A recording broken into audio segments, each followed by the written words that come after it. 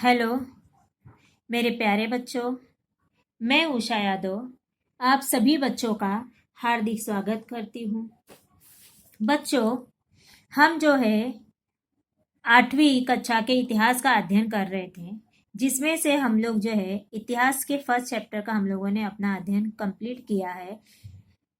इतिहास के साधन, ये जो है हमारे इतिहास के साधन जो है हम लोगों ने कंप्लीट किया। अब आज हम लोग जो पढ़ाई करने वाले हैं, अध्ययन करेंगे, वो आज हमारा है नागरिक शास्त्र का विषय। ठीक है, नागरिक शास्त्र जो है उसमें जो हम लोग पढ़ने वाले नागरिक शास्त्र में आज जो हमारा फर्स्ट चैप्टर है वो है संसदीय शासन प्रणाली का परिचय। अब संसदीय का मतलब जो संसद है हमारे, उसके अंदर किस प्रकार से कार्य किया जाता है, ठीक है, उसकी क्या प्रणाली है, उसकी क्या व्यवस्था है, ठीक है, उसमें क्या कैसे कैसे कानून नियम बनाए जाते, किस प्रकार से अध्यक्षों का चुनाव होता है, किस प्रकार से राष्ट्रपति का चुनाव होता है, आदि बातों का हम लोग जो यहाँ पे अध्ययन करने वाले हैं। तो देखिए, हर देश में, ठीक है, आप देखेंगे जितने भी देश है, कहा जाता है विश्व में हमारे लोकतंत्र में अनेक प्रकार के जो है सरकार पाई। पूरे विश्व में देखेंगे लोकतंत्र में अनेक प्रकार के शासन की सरकार पाई जाती है। अगर हम दुनिया के व्यवस्था के वर्गीकरण करेंगे तो उसके जो है 4 प्रकार की प्रणाली, मतलब पूरे विश्व में अगर पूरी दुनिया की जो शासन व्यवस्था है उसको हम लोग वर्गीकरण करेंगे तो उससे 4 प्रकार की है। ठीक है, लेकिन हर देश की अपनी अपनी जो है शासन प्रणालियां होती है। ठीक है, अब उसी के हिसाब से तो सबसे पहले हम लोगों को ये समझना है कि आखिर ये लोकतंत्र है क्या। तो जो डेमोक्रेसी है, ये शब्द जो है, जो डेमोक्रेसी शब्द है, ये कैसे बना है, अब्राहम लिंकन के द्वारा इसकी परिभाषा दी गई है कि जो है डेमोक्रेसी जो है डेमोस प्लस क्रेरिया, क्रेरिया ये 2 शब्दों से बना हुआ है। तो जिसमें डेमोस का मतलब होता है लोग, ठीक है, और क्रेरिया का मतलब, यहाँ पे क्रेरिया का मतलब है शासन, मतलब लोगों का शासन। ठीक है, ये इसका मीनिंग हुआ। जनता का, जनता के लिए तथा जनता के द्वारा शासन ही लोकतंत्र है। ऐसा जो है इसमें अब्राहम लिंकन की जो परिभाषा है, किसकी, अब्राहम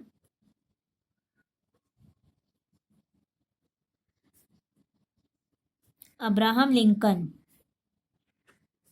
की परिभाषा है। ठीक है, ये किसमें है, डेमोक्रेसी।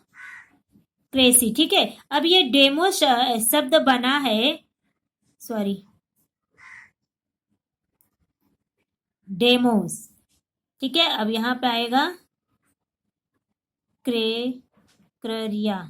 ठीक है, अब ये इसका मीनिंग होता है लोग। ठीक है, डेमोस का मतलब लोग है और क्रेरिया का मतलब है शासन। ठीक है, ये हुआ, शासन हो गया। अब इसका मतलब हुआ कि लोगों का शासन। ठीक है, क्या हुआ इसका मतलब, लोगों का शासन। ठीक है, अब इसमें देखेंगे जो अब्राहम लिंकन की जो परिभाषा है वो कुछ इस प्रकार से है। जनता का, जनता के, जनता के लिए तथा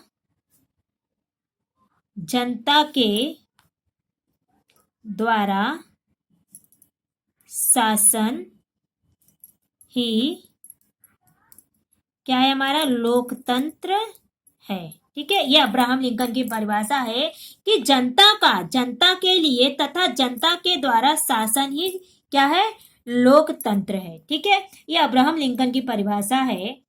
अब ये प्रोफेसर डायसी का क्या कहना है कि जिस व्यवस्था पे, जिस व्यवस्था, ठीक है, जिस व्यवस्था में जनता का एक बड़ा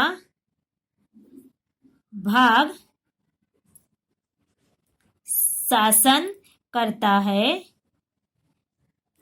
वह वह लोकतंत्र है। ठीक है,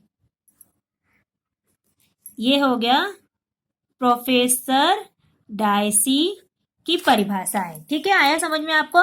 प्रोफेसर, ये दो परिभाषा है डेमोक्रेसी का, और ये मतलब लोकतंत्र का, कि किस प्रकार से डेमोक्रेसी शब्द ये हमारे यहाँ पे आई और किस प्रकार से लोगों का यहाँ पे शासन चला। पहला, जनता का जनता के लिए चलाए गए शासन को जो है शासन ही लोकतंत्र कहलाता है, या जिस व्यवस्था में जनता का एक बड़ा भाग शासन करता है वह क्या होता है? लोकतंत्र होता है। वहां पे लोकतंत्र जो है प्रणाली पाई जाती है। ये प्रोफेसर डायसी का यहाँ पे परिभाषा है। ठीक है, और उसी प्रकार से जैसे मैंने आपको इसके पहले बताया कि हमारे लोकतंत्र में, हमारे जो लोकतंत्र में अनेक प्रकार के, मतलब पूरे विश्व में अगर देखेंगे लोकतंत्र में अनेक प्रकार के सरकार पाई जाती है। ठीक है, और अगर हम दुनिया के व्यवस्थापन के वर्गीकरण को सिर्फ जो है चार भागों, चार प्रकार के प्रणाली, दुनिया के जो भी व्यवस्थापन के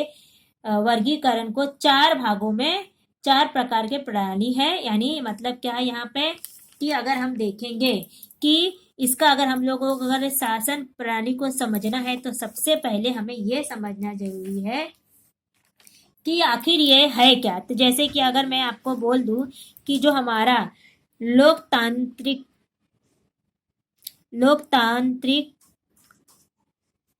शासन, ठीक है, व्यवस्था, ये अगर हम देखेंगे लोकतांत्रिक शासन व्यवस्था में, तो इसके जो है चार भाग में इसको डिवाइड किया गया है। ओके, पहला जो भाग है वो हमारा है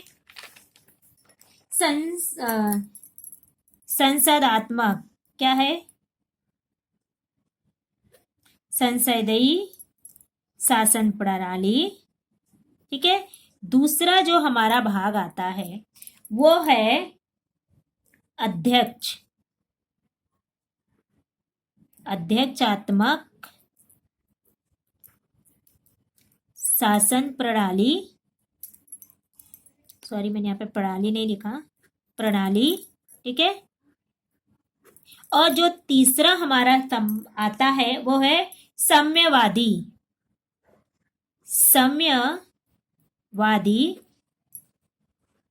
शासन प्रणाली। और जो तीसरा हमारा, सॉरी, चौथा जो हमारा आता है वो है स्विट्जरलैंड शासन प्रणाली, जो है प्रत्यक्ष लोकतंत्र होता है। कौन सा प्रणाली है? स्विट्जरलैंड में जो आता है वहां पे ये चलता है प्रणाली।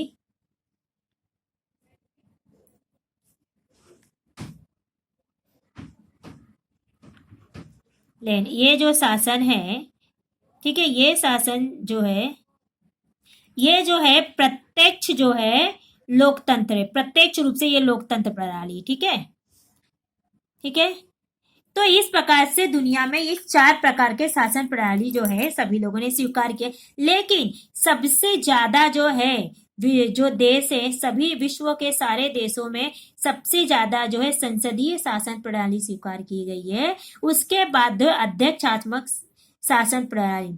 संसदीय शासन प्रणाली हमारे भारत देश, हमारा जो भारत देश महान है, ये वहां उस देश में स्वीकार ज्यादातर यहाँ पे क्यों किया? क्योंकि यहाँ पे अलग अलग जाति, धर्म और समुदाय के लोग रहते हैं, इसलिए संसदीय शासन प्रणाली जो है भारत देश में सक्सेस है। ठीक है, मतलब यहाँ पे पूरे तरीके से ये सक्षम है।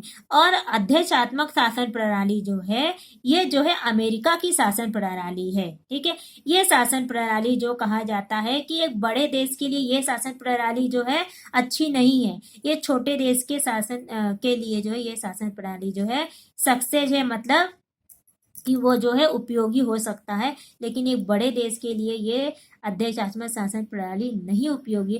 कई बार जो है मांग की गई है कि भारत देश में भी जो है अध्यक्षात्मक शासन प्रणाली का जो है उपयोग किया जाए, लेकिन भारत में अगर अध्यक्षात्मक शासन प्रणाली का उपयोग किया जाएगा, नहीं कर सकते, क्योंकि हमारे भारत के संविधान में जो है इसकी अनुमति नहीं है। हमारे भारत के संविधान में जो है संसदीय शासन प्रणाली को जो है स्वीकार किया गया है। ठीक है, इसलिए जो है हम लोग अध्यक्ष शासन प्रणाली को कभी भी स्वीकार नहीं कर सकते हैं। ठीक है।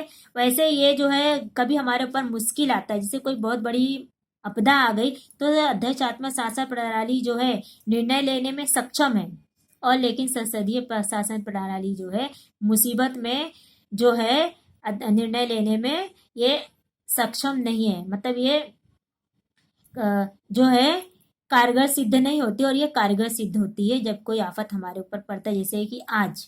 ठीक है, आज की जो स्थिति है हमारी कोरोना वायरस को लेके, तो उसमें जो है ये सक्षम है, मगर ये सक्षम नहीं है। आया समझ में? इतना मेरे ख्याल से आपको समझ में आ जाएगा। उससे पहले हम लोग एक चीज देखते हैं कि ये जो संसदीय शासन प्रणाली है इसकी भी अपनी एक शाखा है। ठीक है, इसको भी बांटा गया है, इसे भी जो है डिवाइड किया गया है।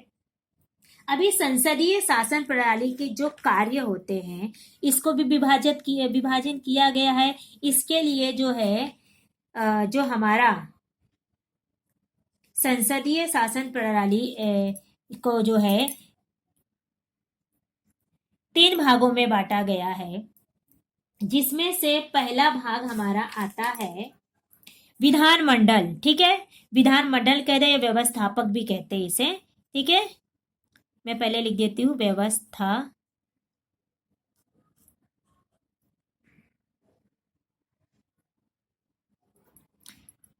इसे भी कह सकते हैं, या इसको हम लोग क्या कह सकते हैं, विधानमंडल। विधानमंडल, ठीक है।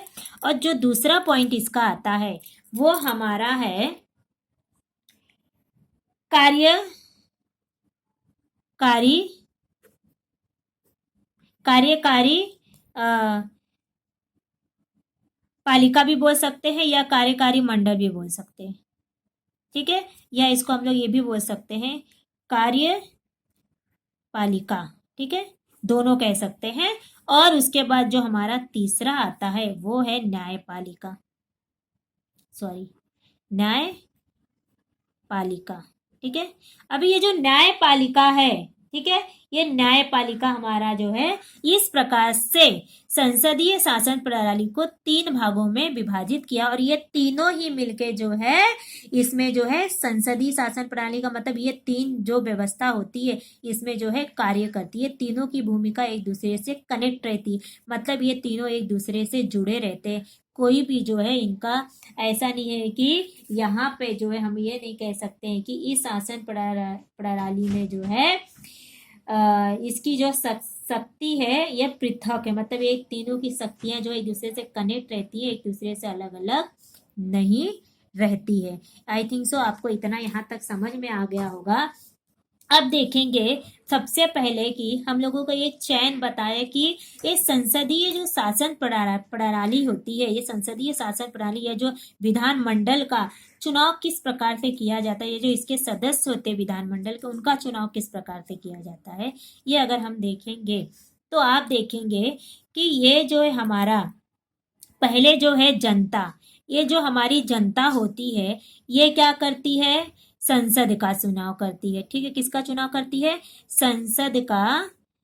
संसद जो है वो चुनती है। ठीक है, क्या करती है, जनता जो है संसद को चुनती है, यानी कि किसको चुनती है, लोकसभा। ठीक है, लोकसभा, ये जो है लोकसभा का चुनाव करती है, संसद चुनाव कहा जाए या लोकसभा का चुनाव करती है।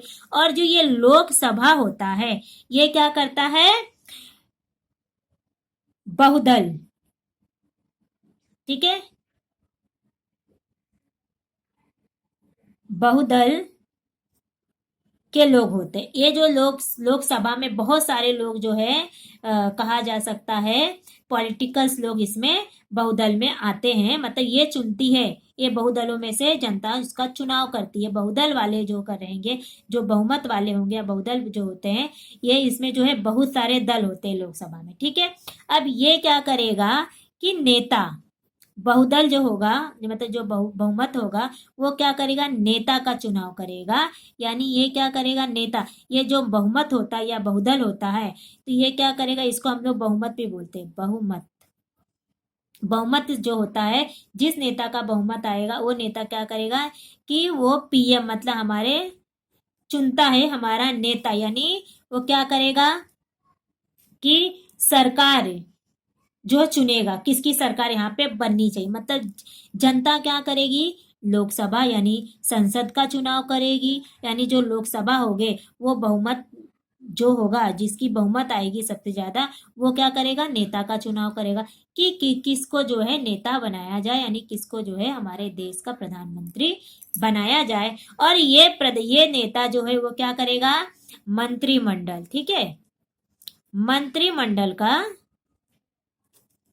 चुनाव करेगी या मंत्री परिषद का चुनाव करेगी, ये क्या करेगी, कार्य करेगी, मंत्रिमंडल का जो कार्य करेगी, और या कह सकता है मंत्री परिषद, ठीक है, मंत्री परिषद का ये चुनाव करेगी। और फिर उसके बाद ये देखिए चयन बन रहा है, ठीक है, अभी ये जो करेगा मंत्रिमंडल, ये क्या करेगा, या कार्यपालिका भी, मतलब ये जो क्या करेगा, ये कार्यपालिका, जो हमारी कार्यपालिका है, कार्यपालिका इसे क्या कहेगा, ये जो रहेगा नेता जो होगा, जिसको बहुमत दिया जाएगा, जिसे नेता बहुमत दल से जिसको नेता बनाया जाएगा, वो क्या करेगा, कार्यपालिका का चुनाव करेगा, ठीक है। और ये कार्यपालिका का चुनाव यानी मंत्रिमंडल या मंत्री परिषद ज्यादा कार्यपालिका, और ये क्या करेगा, किसका क्या करेगा, न्यायपालिका, ठीक है, ये क्या करेगा, न्यायपालिका का निर्णय लेगा, ठीक है, क्या लेगा, न्यायपालिका का चुनाव करेगा, ठीक है। इस प्रकार से जो है हमारे देश की संसदीय जो है प्रणाली जो है चलाई जाती है। मतलब अगर हम देखेंगे तो जनता जो है वो क्या करेगी, लोकसभा को चुनती है, लोगों के द्वारा उसको चुनाव किया जाता है, फिर वो जो होती है जनता जो है लोगों का चुनाव करेगी, और फिर बहुमत जो दल होते हैं उस बहुमत दल द्वारा क्या होता है, बहुमती जिस जिस दल को बहुमत प्राप्त हो जाता है वो नेता चुना जाता है, उसमें से एक को नेता चुना, और वो नेता जो है मंत्री परिषद यानी कार्यपालिका का चुनाव करती है, किस प्रकार से, और वो ये कार्यपालिका जो है न्यायपालिका का चुनाव करती है। तो मतलब आपको कुल मिलाकर ये सर्कल आपको अच्छे से याद होना चाहिए, ठीक है। आई थिंक सो, मुझे लगता है कि आपको इतना यहाँ तक समझ में आ गया होगा। मतलब हमारा पूरा लेसन इन्हीं सब पे जो है डिपेंड है, और इन्हीं सभी को एक एक पॉइंट को जो है हम लोग क्या करेंगे, एक एक पॉइंट को हम लोग जो है देखेंगे, ओके, ठीक है। इन्हीं को हम लोग जो है आगे अच्छे से डिक्टेट करते हुए देखने वाले हैं। अब देखेंगे हम, चलिए, कि भारत के संविधान में किस प्रकार की शासन व्यवस्था अथवा शासन प्रणाली को दर्शाया गया है, इसका अध्ययन हम प्रस्तुत पाठ में करेंगे, ठीक है। अब मुझे इतना समझ में लगता है कि आपको आ गया होगा किस प्रकार से होता है, ठीक है। क्या यह प्रश्न तुम्हें भी अनुभव हुआ है, क्या आपने भी, आपको अनुभव जरूर हुआ होगा, संसदीय शासन प्रणाली किसे कहते हैं, है ना। तो अभी समझ में आया, मैं आपको जैसे बताई संसदीय शासन प्रणाली किसे कहते हैं, क्या होता है, ठीक है। तो मैंने आपको जैसे बताया है उस प्रकार से, ठीक है, जनता के द्वारा जो चुनाव किया जाता है उसे संसदीय शासन, मतलब जनता ही चुनती है ना अपने आगे चल के प्रक्रिया को। और फिर उसके भारत के प्रधानमंत्री हैं, परंतु अमेरिका के प्रधानमंत्री क्यों नहीं, इन्हीं सब प्रश्नों के उत्तर हमें आगे मिल जाएंगे। संसदीय शासन प्रणाली और अध्यक्षीय शासन प्रणाली में क्या अंतर, मतलब इन दोनों में क्या अंतर है, इसी का जो है हमें क्या करना है, आगे चल के अध्ययन करना है, ठीक है। देखेंगे, उपर्युक्त उल्लिखित कुछ प्रश्नों से हमारे ध्यान में आता है कि प्रत्येक देश की शासन प्रणाली का स्वरूप एक दूसरे से भिन्न। मैंने आपको जैसे पहले ही बताया है कि सभी देश का जो शासन प्रणाली है वो सभी क्या है, भिन्न भिन्न, क्योंकि हमें इसी से पता चल रहा है कि सभी देशों की जो शासन प्रणाली होती है, शासन जो व्यवस्था होती है, प्रणाली का मतलब व्यवस्था होती है, वो अलग अलग होती है, मतलब सभी देशों की एक जैसी नहीं होती है, ठीक है।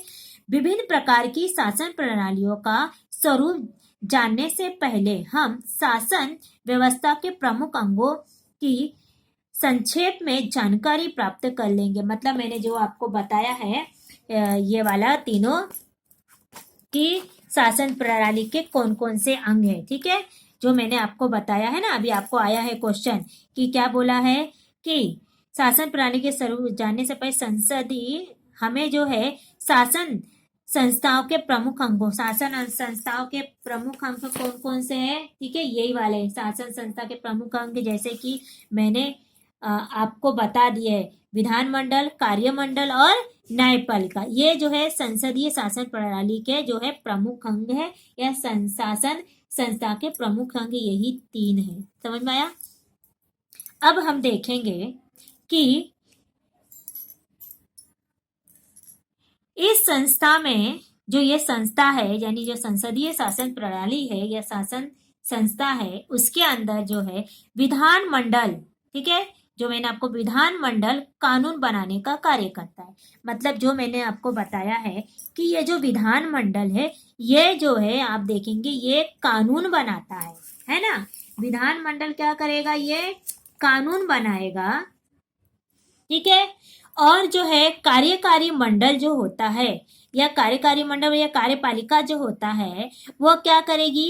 इसी जो है इसे जो है कार्यकारी जो है न्याय प्रदान करेगी, और जो है न्यायपालिका जो है उसे जो है लोगों पर जो है लोगों को, उन तीनों मतलब लोगों को न्यायपालिका न्याय प्रदान करने का कार्य करती है, और जो कार्यकारी मंडल है वो कानून का जो है कानून की प्रत्यक्ष रूप से कार्यवाही करता, कानून बनाता है ये, और ये कानून जो है न्यायपालिका जो है न्याय प्रदान करती है। ये कार्य क्या करेगा कि ये जो है कानून को प्रत्यक्ष रूप से उसे कार्यवाही करेगी, ठीक है, और ये क्या करेगी? सबको जो है न्याय प्रदान करती है। तो मतलब ये क्या करेगी? सबसे पहले कि ये जो है कानून बनाता है, ठीक है, और ये कानून जो है ये क्या करेगा?